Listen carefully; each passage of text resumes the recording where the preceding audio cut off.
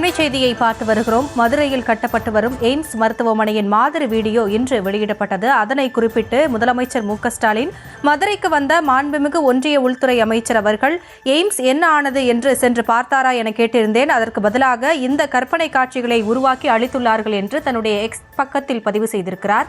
விவரங்களோடு இணைகிறார் எமது செய்தியாளர் ராஜேஷ். விவரங்களை வழங்கலாம்.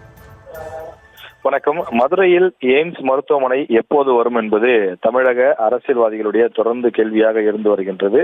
இந்த நிலையிலேதான் மதுரை எய்ம்ஸினுடைய அந்த மாதிரி வீடியோ ஒன்று வெளியிடப்பட்டிருக்கின்றது. அது தொடர்பாக தமிழக முதலமைச்சர் மு.க.ஸ்டாலின் அவர்கள் தன்னுடைய விமர்சனத்தை முன்வைத்திருக்கின்றார்.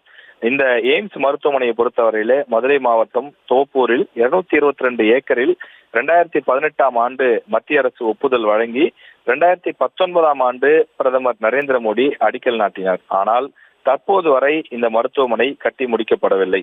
இந்த நிலையில்தான் அந்த எய்ம்ஸ் மருத்துவமனையினுடைய மாதிரி வீடியோ, அதாவது இந்த மருத்துவமனை எதிர்காலத்தில் எப்படி கட்டப்பட இருக்கின்றது, அதற்கு சாலைகள் எவ்வாறு அமைக்கப்படும், சுற்றி பூங்காக்கள் எப்படி அமைக்கப்படும் என்பதெல்லாம் ஒரு வரைகலை மூலமாக உருவாக்கப்பட்ட வீடியோ ஒன்று வெளியிடப்பட்டிருக்கின்றது. அந்த வீடியோவை பொறுத்தவரையில முதற்கட்ட பணிகள் ஜனவரி 2026 நிறைவடையும் என்றும் 2027ஆம் ஆண்டுக்குள் 2ஆம் கட்ட பணிகள் முடிவடையும் என்றும் தெரிவிக்கப்பட்டுள்ளது. இந்த வீடியோவை குறிப்பிட்டு தமிழக முதலமைச்சர் தன்னுடைய விமர்சனத்தை முன்வைத்திருக்கின்றார்.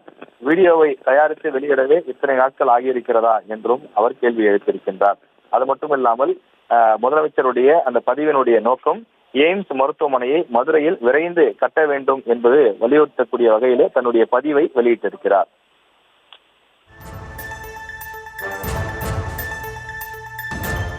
விவரங்களுக்கு நன்றி ராஜேஷ்.